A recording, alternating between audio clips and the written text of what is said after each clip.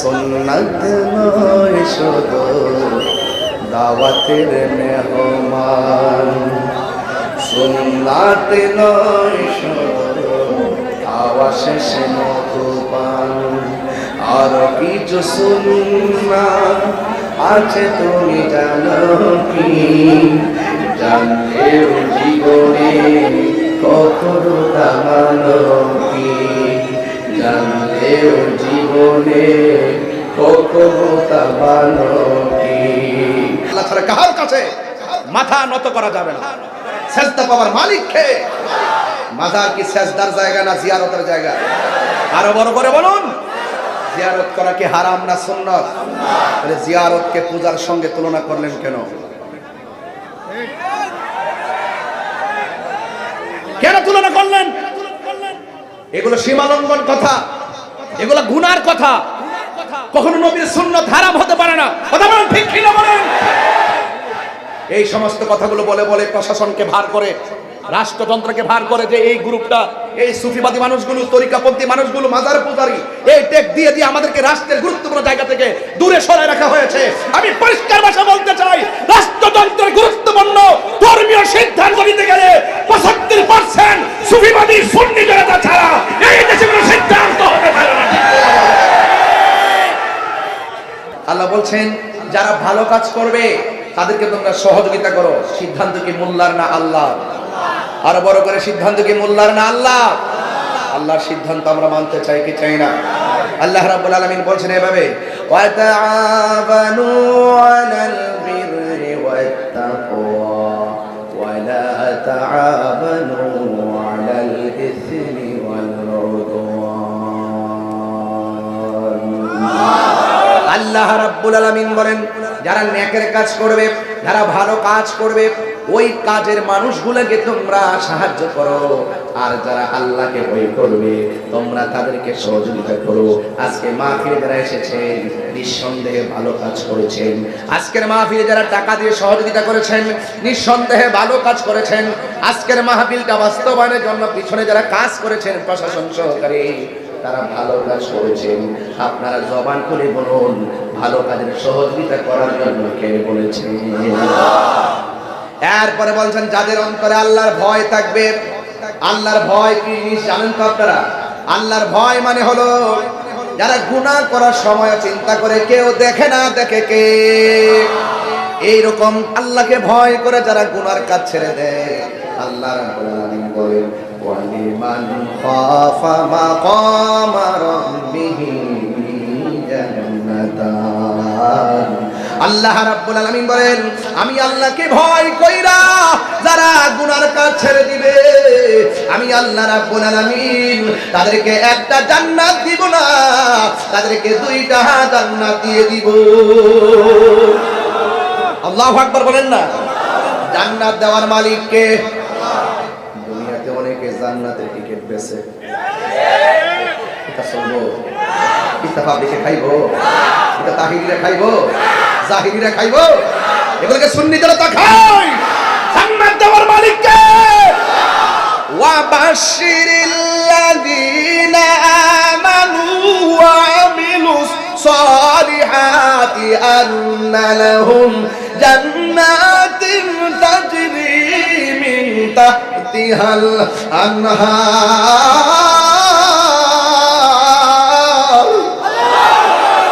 জান্নাতে পাইতে গেলে ঈমান দরকার আছে না নাই? জান্নাত পাইতে গেলে নেক আমল দরকার আছে না নাই? এই জন্য আল্লাহ বলেন, যারা আমি আল্লাহকে ভয় করবে আমি আল্লাহ তাদেরকে জান্নাত দিয়ে দেব। ইন্নালিল মুত্তাকিনা মাফাসান হাদাইকা ওয়া আ'নাবা ওয়া কাওয়াইবা আতরাবা। আল্লাহ রাব্বুল আলামিন বলেন, যারা আমি আল্লাহকে ভয় করবে আমি আল্লাহ তাদেরকে একটা বাগান দিব না, হাদি কাদুলের বহু বছর হাদায়েক। আল্লাহ রাব্বুল আলামিন বলেন, আমি আল্লাহ তাদেরকে দুইটা আঙ্গুর ফলের বাগান দিয়ে দিব। যেই জান্নাতটা দিব, এই জান্নাতের মিষ্টিয়া নহরগুলো আছে না নাই? এরপর আল্লাহ বলেন, ওয়ালা তাআবানু আলাল ইসমি ওয়াল উদওয়ান। ওয়ালা তাআওয়ানু আলাল ইসমি ওয়াল উদওয়ান।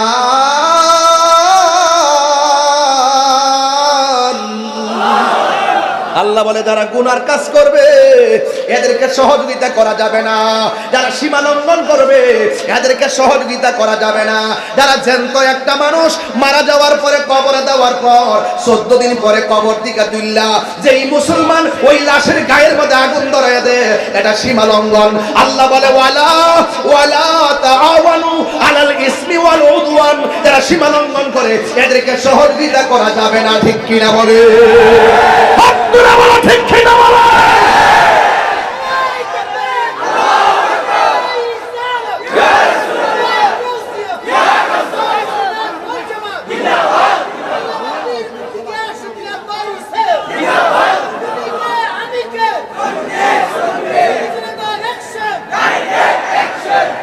আওয়াজ করবেন আল্লাহু আকবার। দুনিয়াতে যদি ইফটিজিং করে শাস্তি আছে না নাই? 6 মাসের জেল। কথা বলেন ঠিক কিনা? দুনিয়াতে কেউ মাদক সেবক করলে শাস্তি আছে না নাই? দুনিয়াতে কেউ যদি খুন করে শাস্তি আছে না নাই? কিন্তু এই মানুষটা যখন মারা যায় তার ব্যাপারে দুনিয়ার কোন মানুষের অভিযোগ নাই। জবান খুলে কোন মারা যাওয়ার পরে বিচার করবে কে? আরো জোরে বলুন কে? এই জন্য যায় ভাইরা আমার, আল্লাহ বলেন ওয়ালা তাআওয়ানু আলাল ইসমি ওয়াল উদওয়ান, যারা গুনার কাজ করবে, যারা মানুষের সঙ্গে সীমা লঙ্ঘন করবে এদেরকে সহযোগিতা করা যাবে না। কথা বলেন ঠিক কিনা? এই মানুষগুলো চিনাইতে হবে, বুঝাইতে হবে। এই মানুষগুলো আমাদের দেশের মধ্যে অনেক মানুষ আছে যারা স্বার্থের জন্য ইসলামকে ব্যবহার করে। এটা কি রাজনীতি আলাপ? এটা কি রাজনীতি আলাপ? কোরআনে আছে না? সীমা লঙ্ঘনকারীকে আল্লাহ পছন্দ করে না। আমি যে তেলাওয়াত করি আপনারা কি শব্দ দূষণ মনে করেন? আমি তো চিল্লাই অভ্যাস। এরপর একটা মাহফিল করে আসছি, মাত্র 45 মিনিট হয়েছে। এরপর আমি বলতেছি, আপনারা কি কষ্ট পাচ্ছেন? আল্লাহ কি সীমা লঙ্ঘনকারীকে পছন্দ করে? একটু আল্লাহর কোরআনে দেখতে হবে, শুনতে হবে। আল্লাহ বলছেন ইন্নাল্লাহা লা ইউহিব্বুল মু'তাদিন।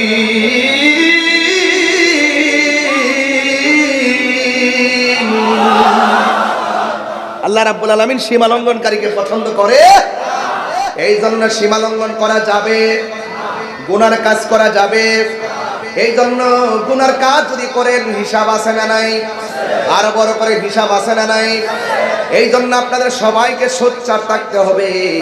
রাতের বেলা ঘুমাইবেন ঈমান নিয়া, এমন একটা সময় আসবে ঘুম থেকে উঠবে বেঈমান হইয়া। সকালবেলা বের হইলেন ঈমানদার হইয়া, সন্ধ্যাবেলা বাড়ির মধ্যে ঢুকবেন বেঈমান হইয়া। ঈমান কোন দিকে চলে যাবে টেরও পাবেন না। আমার দেশের ভিতরে টেহার বান্ডেল ফাইলে দুয়ার বাসা ফালাই যাবে। তাহিরির কি টেহা দেখেন তার বুকে ডলার দিলে কি কালার ফালাইলাম? তাহিরিরে কি কখনো হক কথা গোপন করে? এই হক কথা গোপন করে তাহলে আওয়াজ করে বলুন, সেজদা দিব কাকে? আরে বড় করে কাকে? আল্লাহকে সাজদা। আল্লাহ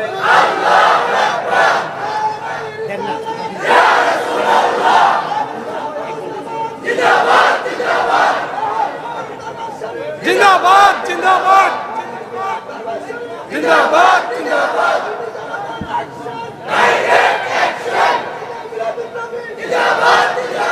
পবিত্র ঈদে মাজিউন নবী জিন্দাবাদ জিন্দাবাদ, পবিত্র ঈদে মিলাদুন নবী জিন্দাবাদ জিন্দাবাদ। আল্লাহু আকবার বলেন, আরো বড় করে আল্লাহু আকবার। অশান্তি না শান্তি? ইসলাম অর্থ কি? ইসলাম অর্থ কি? কবরে গেলে প্রশ্ন কয়টা হবে? আরো বড় করে বলেন, আরো বড় করে বলেন, আঙ্গুল তুল্লা বলেন, কয়টা প্রশ্ন করা হবে? হাত নামান। আমার বক্তব্যকে কেউ অপব্যাখ্যা মনে করবেন না, আমি ব্যাখ্যামূলক কথা বলছি। যারা সীমা লঙ্ঘন করবে তাদেরকে সহযোগিতা করা যাবে। একটা হাদিস বলবো আপনাদের সামনে, অনেক বুঝে ফেলবেন ইনশাআল্লাহ। আল্লাহ রাব্বুল আলামিনের হাবিব আনাস রাদিয়াল্লাহু তাআলা আনহু قال সুবহানাল্লাহ বলেন না, قال رسول الله صلى الله تعالى عليه وسلم ان العبد اذا بدي في قبره, যখন মানুষকে কবরে নামানো হবে বন্ধুরে, যখন বান্দারে কবরে নামানো হবে, এই মানুষটা কি সহায় না অসহায়? আর জোরে বল, ওখানে গেলে কি কেউ আমাদের সঙ্গে যাবে? এরপরে বলতেছেন ওয়াতাওয়াল্লা আনহু আসহাবুহু, যখন কবরবাসীকে কবরে নামাইয়া সাথীগণ চলে আসবে, ইন্নাহু লা ইয়াসমাউ কারআনি আলিহি। ও বন্ধু, আপনজনরা যখন কবর দিকে চলে আসবে, কবরের মানুষটা তার পায়ের আওয়াজ শুনতে পারবে। চিৎকার মেরে কি সুবহানাল্লাহ বলা যাবে না? হায় হায় হায় রে, বেশি চিৎকার পারবো না, কণ্ঠ দেওয়ার মালিককে।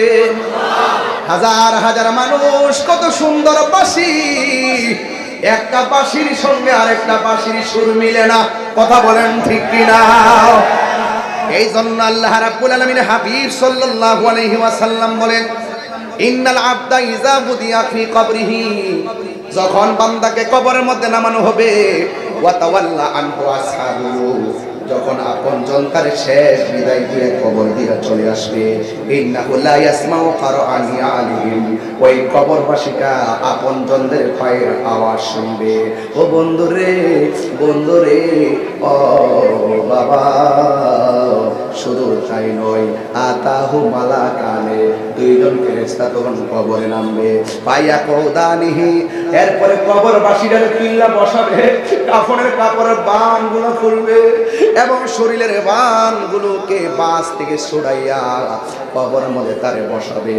বসায়া পায়া কুলানে, দুইজন ওই লাশটারে বলবে, ওয়ামা মা কুনতা তাকুলু ফি হাযা রাজুলি মুহাম্মদ, এই নবী সম্পর্কে তোমরা দুনিয়াতে কি বলতে? নবীর সম্পর্কে তোমরা কি বলতে? ফায়াকুলু, কবরবাসী বলবে, ফা আম্মাল মুমিন, যদি কবরবাসীটা মুমিন হয়, ফায়াকুলু বলবে, আশহাদু আন্নাহু আবদুল্লাহি ওয়া রাসূলুহু। ওই কবরবাসী যদি মুমিন হয়, সে বলবে, এই নবী হলো সেই নবী যিনি বলেন আমার আল্লাহর বন্ধু, আমি সাক্ষ্য দিচ্ছি তিনি হলো আল্লাহর বন্ধু, ওয়া রাসূলুহু, এবং আল্লাহর রাসূল। এরপরে ফায়ুকালু লাহু, ওই ফেরেশতাগুলা মুর্দারকে বলবে, উনজুর ইলা মাকাদিকা মিনান নার, তোমার বসার জায়গা থেকে জাহান্নামটা লক্ষ্য করো। জাহান্নামটা লক্ষ্য করার পরে ওয়া কাদ আবদালাকাল্লাহু বিহি মাকআদাম মিনাল জান্নাহ, কবরবাসী বলবে, আমি প্রশ্নের উত্তর দিয়েছি জাহান্নামের আগুন কেন? ফেরেশতারা বলবে, যদি তুমি উত্তর দিতে না পারতা, কবরটা জাহান্নাম হয়ে যেত। উত্তর দেওয়ার কারণে আবদালাকাল্লাহু বিহি মাকআদাম মিনাল জান্নাহ, আল্লাহ রাব্বুল আলামিন তোমার স্থানটারে জান্নাত বানায়া দিয়েছে। এই আওয়াজে মানি না, জোরে জোরে বলেন না সুবহানাল্লাহ। তাহলে আমরা কি ইমানদার না বেঈমান? ইমানদারের নামাজ দরকার আছে না নাই? ও বন্ধু, ওয়া আম্মাল মুনাফিক ওয়াল কাফের, যদি কবরবাসী মুনাফিক হয়, তারে প্রশ্ন করা হবে, ফায়ুকালু লাহু, কবরবাসীকে প্রশ্ন করা হবে, মা কুনতা তাকুলু ফি হাযা রাজুল, এই মুহাম্মদ সাল্লাল্লাহু আলাইহি সাল্লাম সম্পর্কে তোমরা দুনিয়াতে কি বলতে? দেখেন, মুনাফিকরা দুনিয়াতে যেমন মুনাফিকি উত্তর দেয়, কবরে যায়ও মুনাফিকের উত্তর দেয়। কবরে যায় কি বলে জানেন? লা আদ্রি, আমি জানি না। কুনতু আকুলু মা ইয়াকুলুন নাস, দুনিয়াতে মানুষের কাছ থেকে যা শুনতাম তাই বলতাম। এমন লোক আছে না নাই? কিতাব দেখে না, দলিল দেখে না, আমরার হুজুর কইছে, আমরা মাওলানা কইছে, আমরা রেমুক কইছে, তমুক কইছে। কবরে যাওয়ার পর সে বলবে, লা আদ্রি, আমি জানি না। কুনতু আকুলু মা ইয়াকুলুন নাস, আমি দুনিয়ার মানুষের কাছে যা শুনতাম আমি তাই বলতাম। ফায়ুকালু লাহু লা দারাইতু ওয়ালা তালাইতা, কবরে ফেরেশতারা বলবে, তুমি শিখলা না কেন? কোরআন দেওয়া হয়েছে, তুমি পড়লা না কেন? আল্লাহু আকবার কর না কেন? যারা বুঝে তাদের কাছে গেলা না কেন?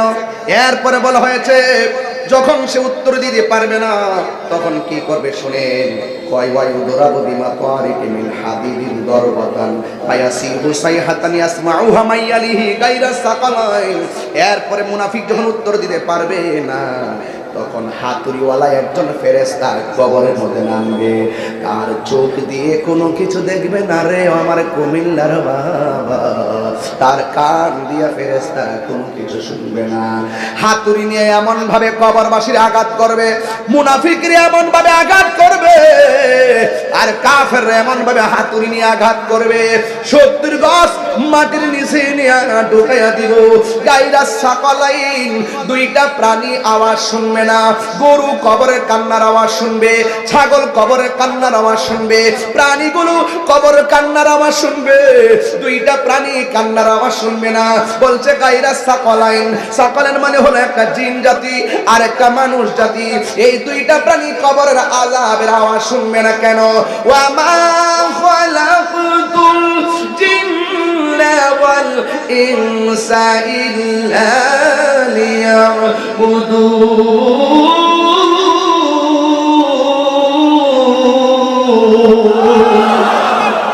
কারণ আল্লাহ রাব্বুল আলামিন এই দুইটা জাতিকে দুনিয়াতে পাঠাইছে ইবাদতের জন্য। এই জন্য মানুষ কান্নার আওয়াজ শুনবে না।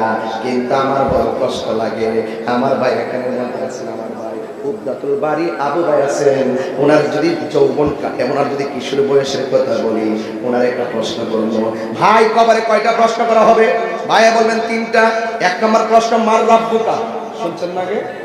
শুনছেন তো? মার রাব্বুকা অর্থ তোমার রবকে। আমার রবকে শুনছেন না? এরপরে আমার দীনুকা, তোমার ধর্ম কি? বলেন না। ওয়া মা কুনতা তাকুলু ফি হক্কি হাযার রাজুল।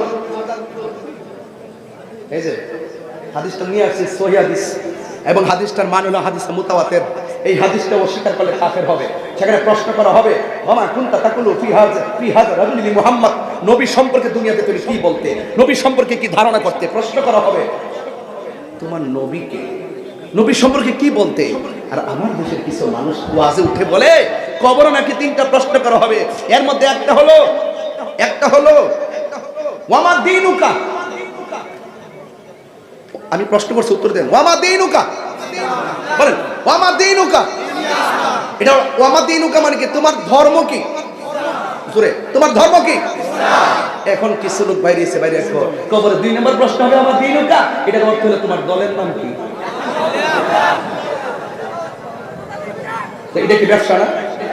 এটা কি ব্যবসা না? বুঝে না ব্যবসা কোনটা, বুঝে না ব্যবসা কোনটা, বুঝবা তাহিরের সামনে আসলে বুঝবা কোনটা দুনিয়ার ব্যবসা, কোনটা প্রেমের ব্যবসা, কোনটা কি ব্যবসা সেটা বুঝবা ইনশাআল্লাহ। কথা বলেন ঠিক কিনা? হাত তুলে বলেন ঠিক কিনা বলেন।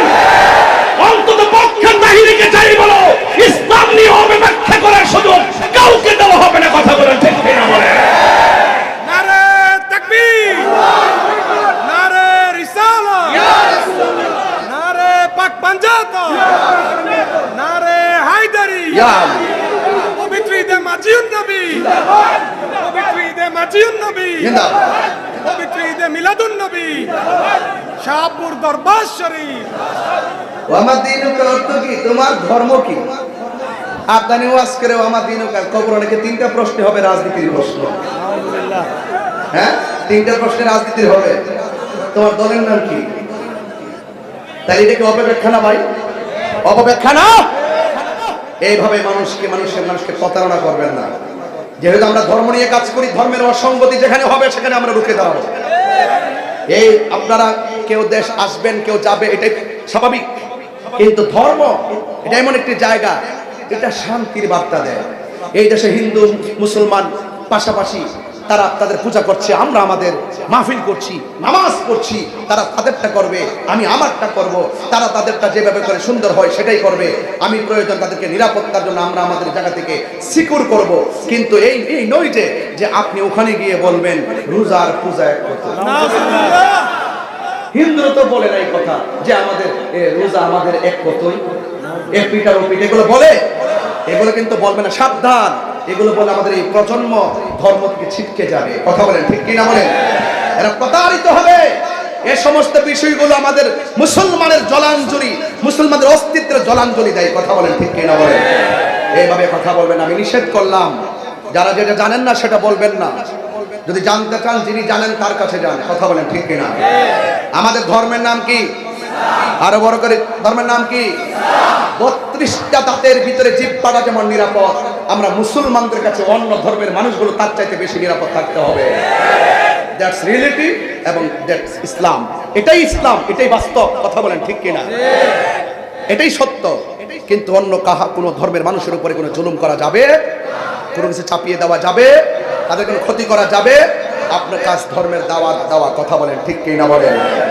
এই জন্য আমার যুবক ভাইয়েরা, আমি প্রায় মাহফিলের মধ্যে বলি, কবরের ভিতরে যাওয়ার আগে সোজা হওয়ার দরকার আছে না নাই? আপনারা বড় করে বলুন, ইজ্জতের মালিক কে? আমার নবীকে জানের চাইতে বেশি ভালোবাসতে হবে। আমার নবীকে নিজের মার চাইতে বেশি ভালোবাসতে হবে। নবীর ভালোবাসার চাইতে যদি দুনিয়ার কোন নেতারে বেশি ভালোবাসো, আপনি কোনোদিন ইমানদার হতে পারবেন না। কথা বলেন ঠিক কিনা? পাইলে নিরালাহি গো নবী, পাইলে নিরালাহি, পাইলে নিরালাহি গো নবী।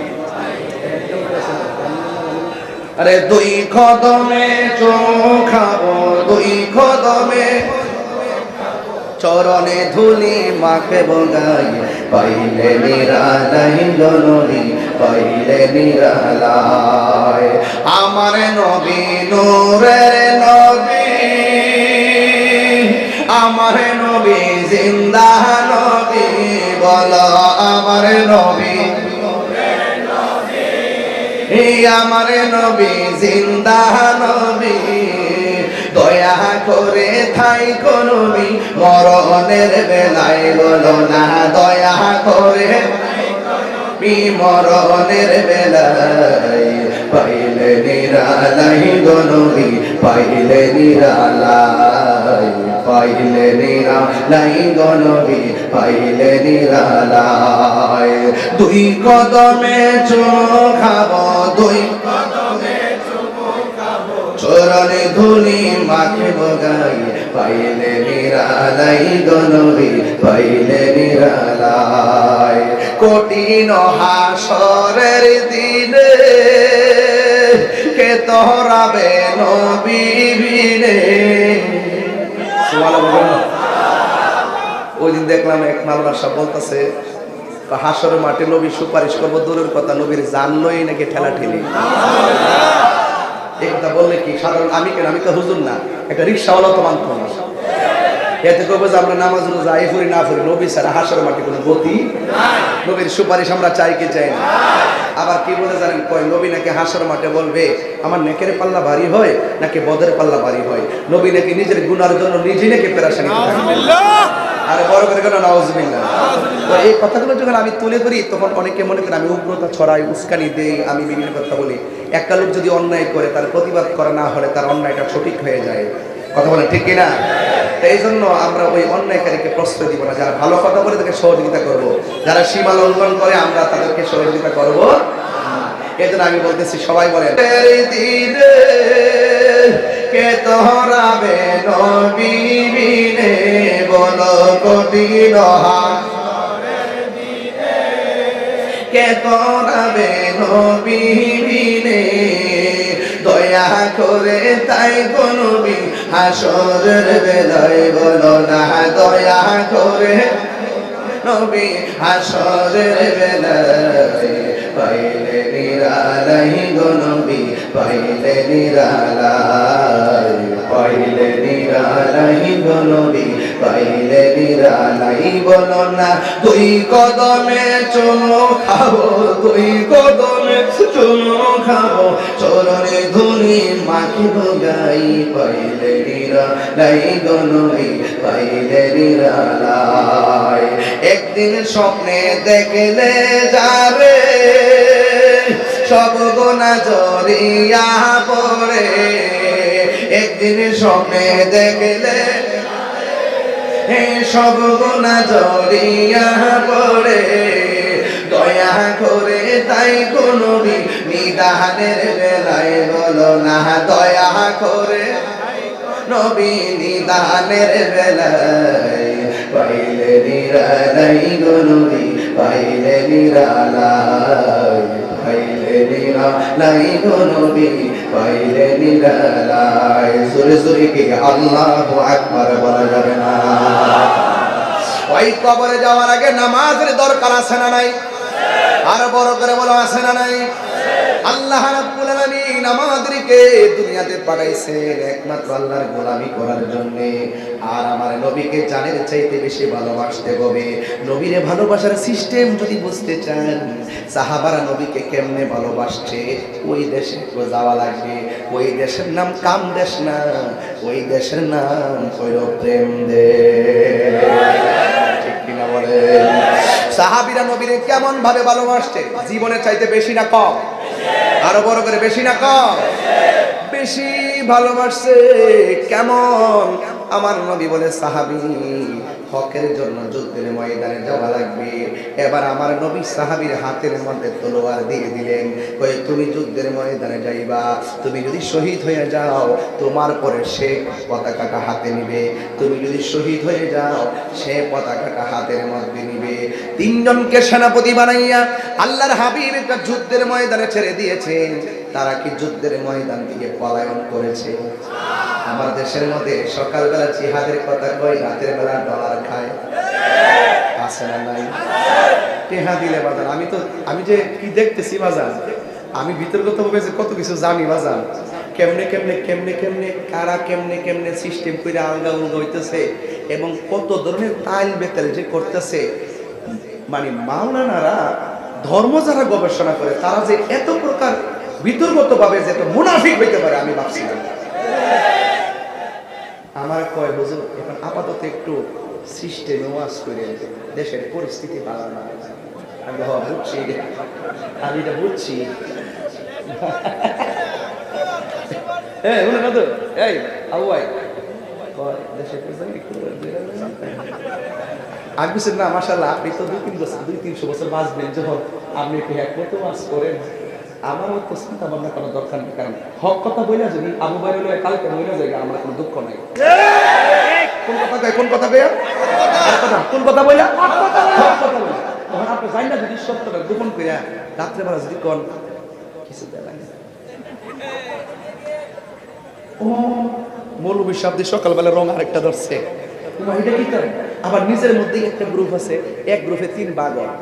তুই থাকবি বিপক্ষে আর আমি থাকবো পক্ষে, আর তুই বান্ডিল দিন লইবে। গ্রুপ একটাই, ভাগ করছে 3টা, অর্ধেক জায়গায় এর সাথে অর্ধেক জায়গায় এর সাথে। এই লোকগুলো হলো মুনাফিক। এই মুনাফিকদের জন্য এই দেশের মাটিও রিস্কে আছে, ধর্ম রিস্কে আছে। কথা বলেন সুন্নিরা দেশ রক্ষা এবং ধর্মের সুরক্ষায় কথা বলে। আমাদের ইতিহাস টাইনা দেখেন, আমরা কোনোদিন কোন চেয়ারের জন্য লবিং করি নাই, কাউকে যায় ধরিও নাই। আমরা বলছি ভাই রে আপনারা আপনাদের মতো চলতে থাকেন।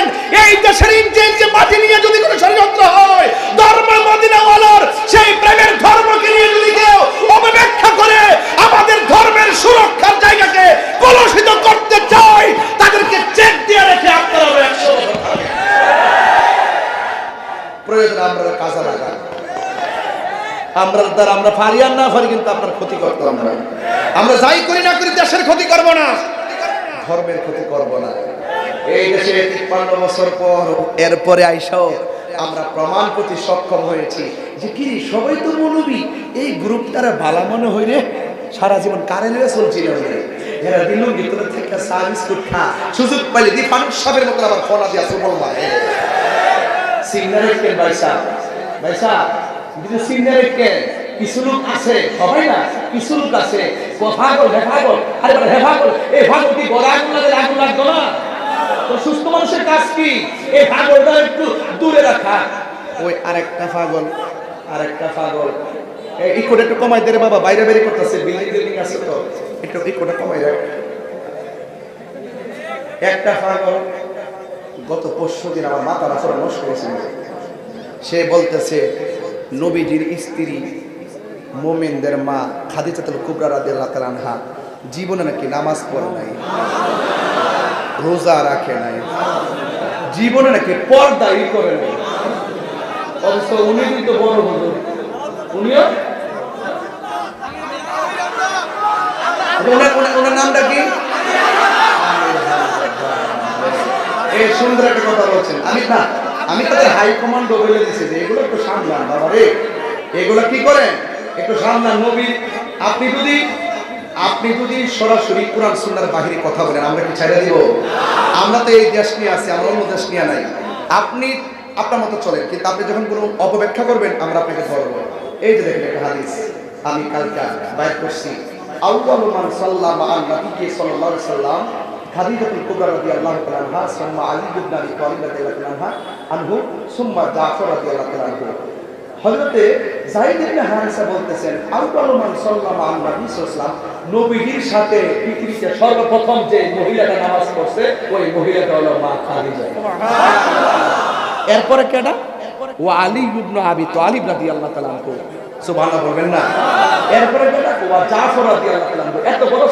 এত বড় শহীদ দলিল থাকার পরও যেই ব্যক্তি মাহফিলে এসে বলে খাদিজা এত গবেষণা কইরা নাকি তিনি দেখছেন মা খাদিজাতুল কুবরা নামাজ পড়ে নাই, জীবনও এক ওয়াক্ত, রোজাও একটা রাখে নাই, এমনকি পর্দাও নাকি করে নাই, অথচ মা খাদিজা হলো সেই খাদিজা ইসলামের ক্রান্তিকালে ইসলামের জন্য তার সকল সম্পত্তি ব্যয় করে দিয়েছেন, যিনি আমার নবী পাকের স্ত্রী ছিলেন, যিনি মুমিনের মা, যিনি মা ফাতেমার মা, যিনি হাসান হুসাইনের নানি। এরপর দেখেন রাহমাতুল লিল আলামিনের সহধর্মিণী আমাদের মা, যেই খাদিজাতুল কুবরাকে স্বয়ং আল্লাহ নিজে সালাম দিছে। নারে তাকবীর, নারে রিসালাত, ইয়া রাসূলুল্লাহ, নারে রিসালাত, ইয়া রাসূলুল্লাহ, নারে সুজুদ ওয়াল জামাত, জিন্দাবাদ, ঈদে মদিনা নবী, জিন্দাবাদ, ঈদে মিলাদুন নবী, জিন্দাবাদ, শাহপুর দরবার শরীফ, জিন্দাবাদ, আলা নবী সাহেব কেবলা, জিন্দাবাদ, পীর মুফতি গিয়াসউদ্দিন তাহিরি সাহেব, জিন্দাবাদ। আমি মনে হয় একটু চিল্লাচিল্লি বেশি করতেছে আজকে। আমি কিন্তু খুতবা পড়ি নাই রাত্র বেশি হওয়ার কারণে, আর কিছুক্ষণের মধ্যে ওয়াজ শেষ করে দিই। কারণ আমি যেই সময় যেভাবে রাত্র বেশি হয়েছে, যাই বলেন কালকে শুক্রবার আমার অনেক কাজও আছে, মারহাবা জোরে বলেন। তাহলে আওয়াজ কি আর দুই বলেন। হ্যাঁ তুমি তো ওয়াজ করো না, যে ওয়াজ করে আওয়াজ করবেন আল্লাহু আকবার। মা খাদিজাতুল কুবরা কি পর্দা করেন নাই? নামাজ পড়েন নাই? তো যে ব্যক্তি বলে আমি এত পড়াশোনা করছি কোথাও পাই নাই, তো হেরা কি পড়াশোনা করছে জানেননি? হেরা হুজুরের কথা আমল করছে। আর আমরা সরাসরি নবী পাকের নূরানী জবান মোবারকের কথা হাদিসে পাইয়া আমল করি। কথা বলেন ঠিক কিনা বলেন? তো এই জন্য আমি গতকাল বলছি তাকে জাদুঘরে রাখার জন্য। জাদুঘরে রাখলে কি হবে? মানুষে বুঝবে যে আন্তর্জাতিক একটা মিথ্যাবাদী এই দুনিয়াতে ছিল, এই হলো আমির হামজা। কথা বলেন ঠিক কিনা বলেন? এবং শুধু তাই না, সে কয়েকদিন এক সপ্তাহ আগে বলছে আবু ভাই আমার তো নবী দুটো ভাই কারণ না, নবী দুটো আমাদের সব, এখানে যদি অন্যায় করে বলতে হবে, কেউ মাইন্ড করেন না প্লিজ। সে গত সপ্তাহ বললো নবীজি নাকি সাংবাদিক ছিল। এটা কি কথা? এটা কি কথা? এরপর আমি যখন দৌড়ছি ভালো করে হুজুর, 3 দিন পরে কয় আমি একটা বক্তব্য দিতে চাইয়া স্লিপার টান হয়ে গেছে, আমার ভুল হয়ে গেছে, তাহাজ্জুদ নামাজের টাইমে আমি নবীকে সাংবাদিক বলার কারণে আমি তাহাজ্জুদ নামাজ পড়ে আল্লাহর কাছে ক্ষমা চাইছি। তুমি অত বড় মুফাসসির, তুমি এমন কথা বলো কেন? কথা বলেন ঠিক কিনা বলেন? এগুলো বললে সমাজ কি বিতর্কিত হবে না? সমাজের ঈমান কি নুকসানে পড়বে না? এই জন্য আমাদের সকলকে সাবধানতার সাথে অবলম্বন করতে হবে। এই কথাগুলো বলতাম না যদি প্রসঙ্গ না হইতো। কথা বলেন ঠিক কিনা বলেন? নবী ডাক দিয়ে কয় জাফর, ওই যে জাফর, যে জাফর, ও জাফর তুমি একটা কাম করো। আব্দুল্লাহ ইবনে রাওয়াহাকে বলছেন তুমি তলোয়ারটা হাতে নাও। ও বন্ধুরে, আর ডানে বামে জুড়ে আওয়াজ না করে নীরবে বুঝাইয়া দেয়া যায়। আল্লাহর হাবিব বলেন ও আব্দুল্লাহ ইবনে রাওয়াহা, তোমার হাতের মধ্যে তলোয়ারটা নাও, যুদ্ধের ময়দানে যাইবা। তোমার পরে তলোয়ারটা আব্দুল জাফর ইবনে আবি তালিবের হাতে দিবি, এরপরে খালিদ ইবনে ওয়ালিদের হাতে যাবে। আল্লাহর হাবিব গায়েবের খবর দেনওয়ালা, যেমনে সিরিয়ালটা এঁকে দিয়েছেন এমন করে শহীদের সিরিয়াল শুরু হয়ে গেছে। হযরত আব্দুল্লাহ ইবনে রাওয়াহা তলোয়ার নিয়ে যখন যুদ্ধের ময়দানে গেছে, ওই মুহূর্তে এমন ভাবে যুদ্ধ শুরু করলেন, আপনারা আওয়াজ করে বলেন আব্দুল্লাহ ইবনে রাওয়াহার গায়ের মধ্যে গায়ের জোর না বেলায়েতের জোর। এবার তিনি যুদ্ধ শুরু করলেন, আপনারা আওয়াজ করে বলুন যার কেউ নাই তার কে আছি। এবার আব্দুল্লাহ ইবনে রাওয়াহা যুদ্ধ শুরু করলো। আমার নবী যেইভাবে সিরিয়ালটা দিয়ে দিয়েছেন এমন ভাবে আমার নবীর সিরিয়াল মোতাবেক হযরতে আব্দুল্লাহ ইবনে রাওয়াহা যুদ্ধের ময়দানে শহীদ হয়ে গেছে। দিলটা নরম করে দেন, যুদ্ধের ময়দানে যখন শহীদ হয়ে গেল, এরপরে জাফর ইবনে আবি তালিবের হাতের মধ্যে তলোয়ারটা নিয়ে নিলেন, একজন শহীদ হয়ে গেল। আপনারা জবান খুলে বলেন, আমার নবী যদিও যুদ্ধের ময়দানে যায় নাই, কিন্তু মসজিদ থেকে সেই যুদ্ধের চিত্র আমার নবী দেখার ক্ষমতা আছে না নাই? আবার হযরত জাফর ইবনে আবি তালিবের হাতের মধ্যে নিলেন, তিনি এমন ভাবে যুদ্ধ শুরু করলেন, যুদ্ধ করতে করতে এমন এক অবস্থা, চতুর্দিকে সৈন্যতারে বের দিল, দেওয়ার পরে একটা বিয়াদব আইসা জাফরের ডান হাতের মধ্যে একটা কোপ মারছে, অর্ধেকটা হাত কাইটা ফেলাইছে। আপনারা বলেন, আমার হাতের মধ্যে যদি মাইক্রোফোনটা থাকে, আমার হাত যদি অর্ধেকটা কেটে যায়, একটু লেগে থাকে, আমি যতই চেষ্টা করি মাইক্রোফোনটা তুলতে পারবো না। অথচ 1-1.5 কেজি 2 কেজি ওজনের তলোয়ার গুলো তিনি তুলতে পারেন না। এবার তিনি তলোয়ারটা বাম হাতের মধ্যে নিলেন, বাম হাতের মধ্যে নিয়ে তিনি দাঁড়ায় দাঁড়ায় বাম হাতে যুদ্ধ করতেছেন। কিন্তু তারা নবীর কথা কেমন মানেন, নবীকে কেমন ধারণ করেন, ইসলামকে কেমন ধারণ করেন, আল্লাহর হুকুম কেমন মানেন, ইন দি মিন টাইমে বাম হাতটা এমন ভাবে চলতেছে, বাম হাতটা যখন চলতেছে তিনি মনে মনে ভাবলেন, আমি যুদ্ধ করতে অসুবিধা হইতেছে, আমি মন মতো যুদ্ধ করতে পারতেছি না ডান হাতের কারণে।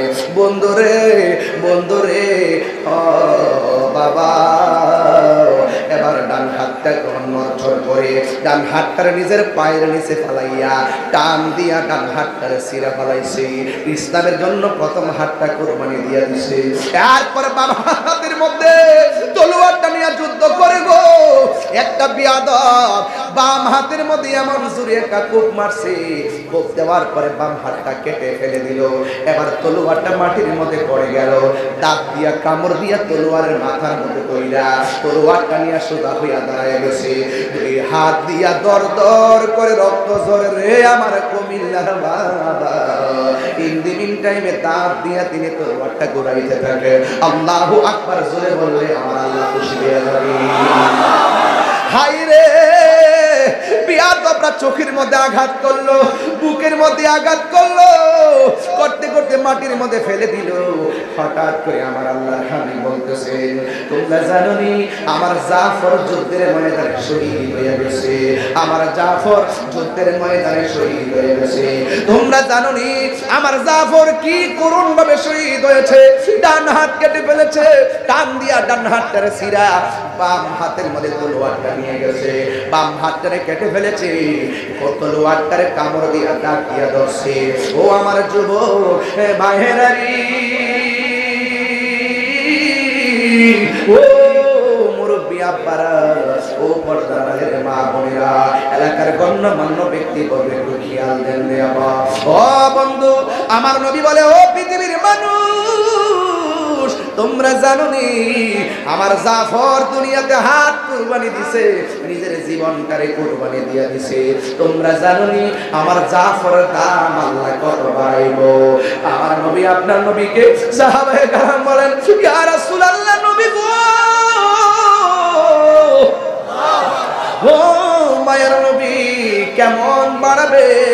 আল্লাহর হাবিব বলেন, হাসরের ময়দান যেদিন কায়েম হবে, ওই কঠিন মুসিবতে মানুষ যেদিন নাফসি নাফসি বলে কাঁদবে, ওই কঠিন মুসিবতের সময় শাফাআতি লি আহলিল কাবাইর মিন উম্মতি, আমি আমার উম্মতের জন্য যেদিন হাসরের ময়দানে শাফাআতের ফাইলটা আমি নবী উকিল হইয়া, আমার উম্মত যখন আসামি হবে, উম্মতের পক্ষে আমি উকিল হইয়া আল্লাহ পাক যেদিন হাকিম সাজবেন, ওই হাকিমের সামনে শাফাআতের ফাইলটা আমি দিল করব।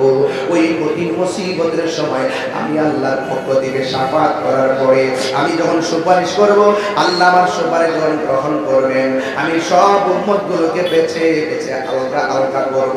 করার পরে সব উম্মতকে নিয়ে আমি জান্নাতের দিকে রওনা দিব। ও কুমিল্লার বাবা, জবান খুলে বলুন, ও আমার আদর্শ সদরের বাবারা, বাসগড্ডা বাজারের বাবারা, আপনারা আওয়াজ করে বলুন, আমার নবীর সঙ্গে আমরা জান্নাতে থাকতে চাই কি চাই না? আল্লাহর হাবিব কয়, আমি সবার জন্য সুপারিশ কইরা আমি যখন রওনা দিব, আমি একটা উটের উপরে উঠব, উটের নাম হলো কাসওয়া। কয়েকটা প্রাণী বেহেশতে যাবে, একটা হলো মাছ। কি কোন মাছটা? তেলাপিয়া।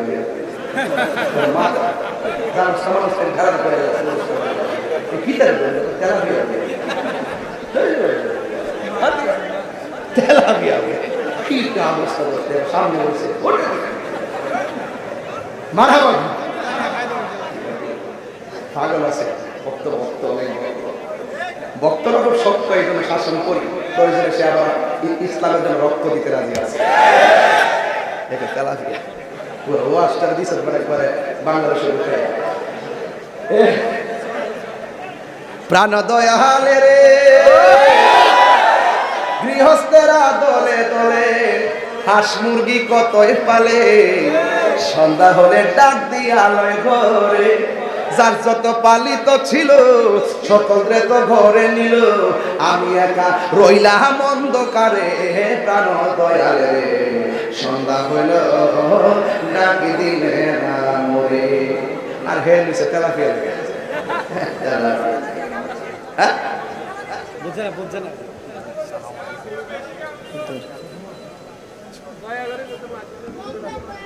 সকলে বলেন আল্লাহু আকবার।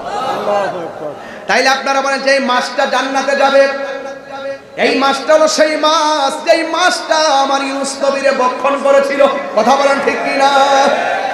আর একটা গাছ জান্নাতে যাবে, ওই খেজুর গাছটা হলো উস্কুনে হান্নানা। এবার একটা উট বেহেশতে যাবে, এই উটটা হলো আমার নবী যেই পাহাড়ের মধ্যে যেই উটটা ব্যবহার করতেন, সেই উটটা জান্নাতে যাবে। জোরে জোরে কি সুবহানাল্লাহ বলা যাবে না? আল্লাহু আকবার। এই জন্য আমার যুবক ভাইরা, আল্লাহর হাবিব বলেন আমি সবাইকে নিয়ে জান্নাতে রওনা হব। আমার জাফর যে যুদ্ধের ময়দানে শহীদ হয়ে গেছে, তোমরা জানোনি এই জাফরের সম্মান আল্লাহ কত বাড়াইছে। কই যেই দিন আমি উটের উপরে উঠবো, আমার উটের গলার মধ্যে একটা রশি থাকবো, এই রশিটা অন্য কোনো সাহাবীর হাতে থাকবে না, যেই সাহাবীর হাতে থাকবে সে হলো আযানের পাখি, ইসলামের প্রথম মুয়াজ্জিন, যার নাম হলো হযরত বেলাল। নাম কি? চেহারা কি খুব সুন্দর ছিল? সুর কি খুব ভালো ছিল? দাঁতগুলো ছিল উঁচা উঁচা, এত কালো ছিল নিগ্রুর মতো, কিন্তু তিনি আল্লাহর কাছে অনেক প্রিয় ছিল। তিনি যখন আজান দিত, তার আজানের প্রেমের ধাক্কা আরশে আজিমের মধ্যে লাগতো। আল্লাহু আকবার, আল্লাহু আকবার, আল্লাহু আকবার,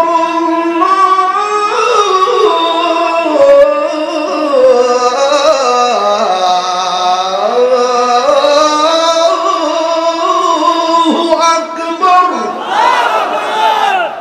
শান্তি লাগে না? আশহাদু আল্লা ইলাহা ইল্লাল্লাহ,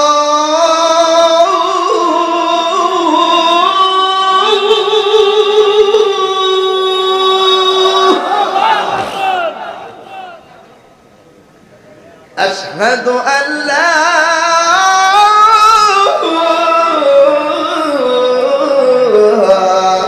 ইলাহা ইল্লাল্লাহ।